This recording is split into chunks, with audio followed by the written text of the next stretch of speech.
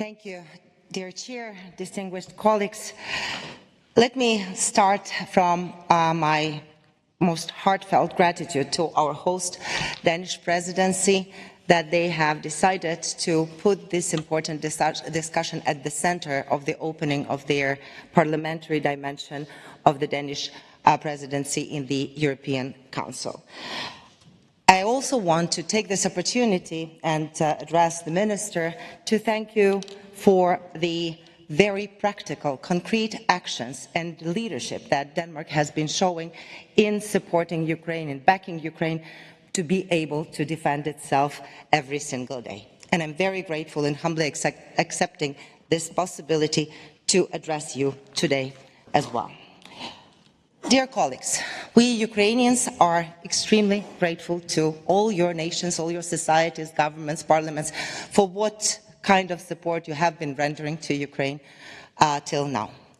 But I am here to tell you that we are at a very critical and important moment right now. When we yesterday enjoyed our great dinner at Tivoli Park, and when we came back to our cozy rooms in the hotel, you know, the very horrible, creepy night has been ongoing across the whole of my country, including in Kyiv, where my daughters, my husband, my friends, my father, they all were trying to hide in the shelters, in the parking lots, in the basements to survive yet another night. 12 and a half hours of air raid alert. As Marie Strack-Zimmermann has said, more than 550 air targets were directed at our civilian cities across the country, including Kyiv. So this is our reality, being bombarded, being attacked, being terrorized, being intimidated in order that we would give in. You know, I am sure that you all remember that at the beginning of the full-scale invasion, it seemed that the world and Europe has changed totally, and that Ukrainian heroism has really awakened Europe's best instincts, compassion, fairness, solidarity in the face of evil of biblical proportions. And at that point, with its profoundly global dimension, Ukraine's destiny became the passion of international community. But something has changed over this 3 years. Already we are in the 4th year of that. But did the nature of this war change since then? It didn't. Did the nature of people change since then? I don't think so. So what is the reason that so many people, or less and less people in different countries, are supporting the aid to Ukraine right now?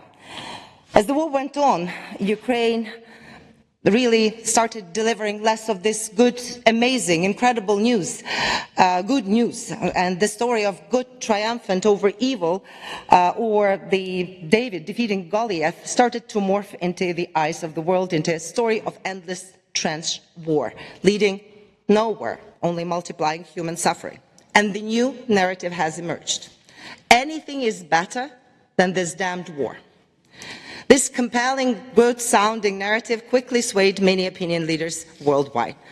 But let me tell you, this is totally misleading and hypocritical narrative. Because what is that anything? Under this narrative, allowing occupation of Ukraine would end the bloodshed, many think. In reality, it won't. It merely will shift the bloodshed from front lines and already scarcely reported on attacks on civilian cities to prisons and Russian gulags. Anything means watching your loved ones, your language, your very identity, your freedom vanish under the occupation. Anything means rewarding the aggressor for killing, for looting, for raping, for castrating, for decapitating, for kidnapping thousands of your children. Anything means opening floodgates to the worst kind of darkness since Adolf Hitler. I understand. People do want closure. People are looking for simple solutions. And I do remember that Ukraine was trying to warn Europe early. I was part of that effort back in 2015, 2014, but Europe wasn't listening. If your truth is that the good times are coming to an end and the big war is coming, your truth won't be heard. So, just like today, many are still not listening when we are warning. Should Ukraine fall, and I'll tell you, Ukraine will not surrender. Ukraine will not capitulate. But should Ukraine fall, the Baltics or Poland or Finland might be next. Why do we think so?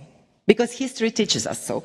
Because Russia is saying so. Because Russia is doing so. Because, let's face it, even after the NATO summit in The Hague, the Article 5 is not that ironclad anymore. Because NATO countries are producing in a year less munitions than Russia is producing within 3 months, not to mention its accomplices. Because most of Western societies are going through a major crisis of self-doubt at this moment.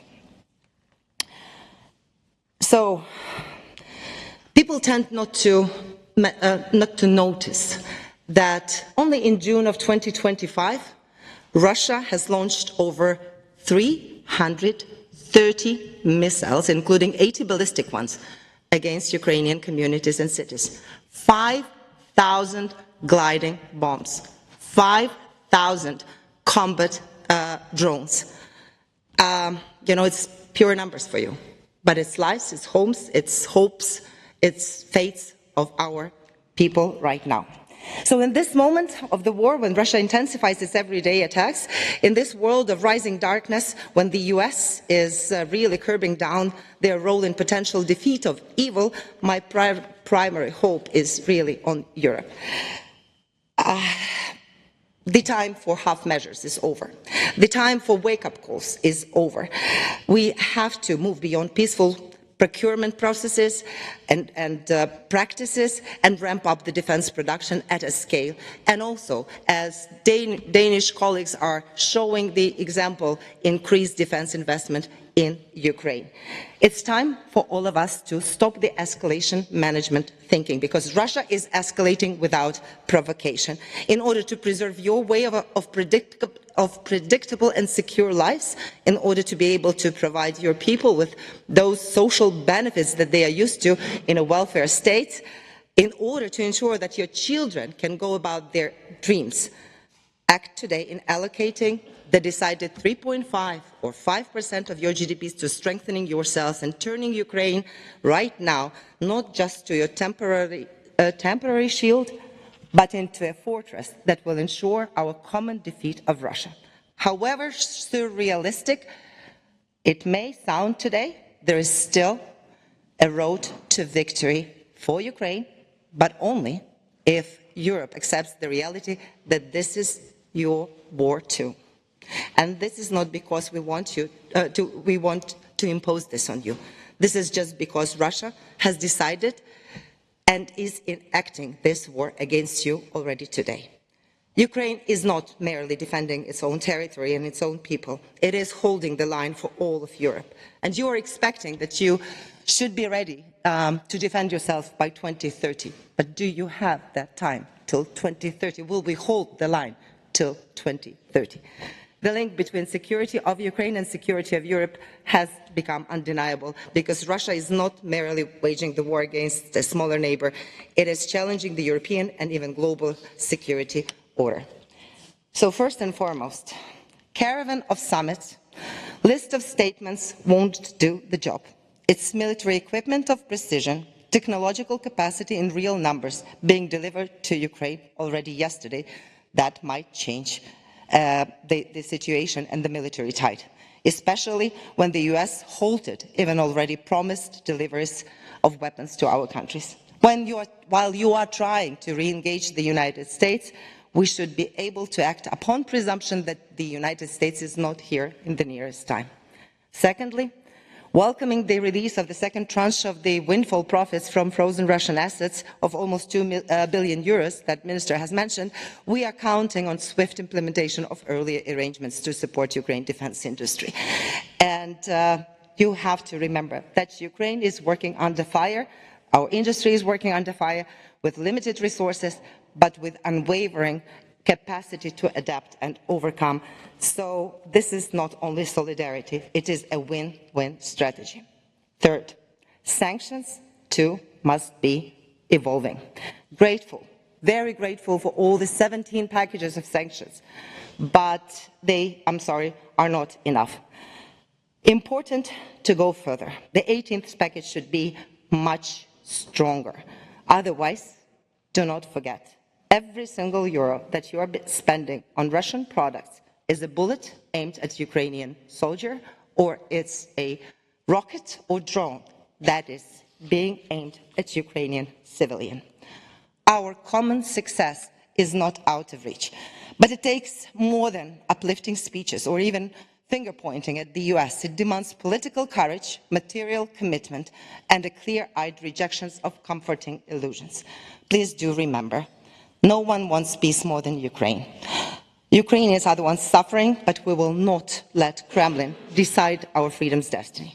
A just peace cannot reward the one who destroyed it, while unjust peace is nothing but occupation. And don't be misled, there are no real negotiations happening right now. The only thing Russia is ready to negotiate is capitulation and surrender of Ukraine.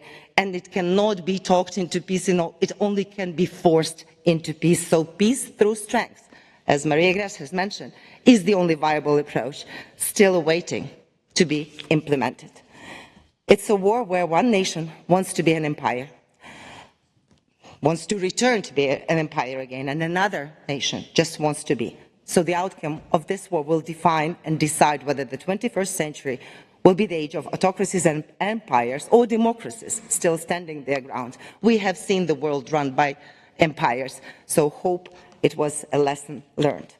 United Europe has been inspiration for many people, for many nations, including Ukraine. And I hope that you will not let Ukraine to be punished and destroyed for being willing to pursue its path to democracy and freedom. Our defense is your defense, both militarily and ideologically. Next week in Rome, we are expecting to see the Ukraine Recovery Conference, and we are very grateful to our Italian colleagues for organizing that.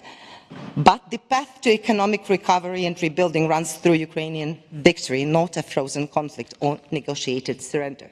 So Ukraine, which transforms to become a strong, integral part of Europe through European accession process, still has to win first. And it has to win together with you. And Ukraine, even being tired and exhausted, still has a will to fight, to survive and strive as a democratic European state. But now it's Europe who should prove it, that it has clear will to help us to defeat the evil and win. And we are very much counting on you, dear European friends. Thank you.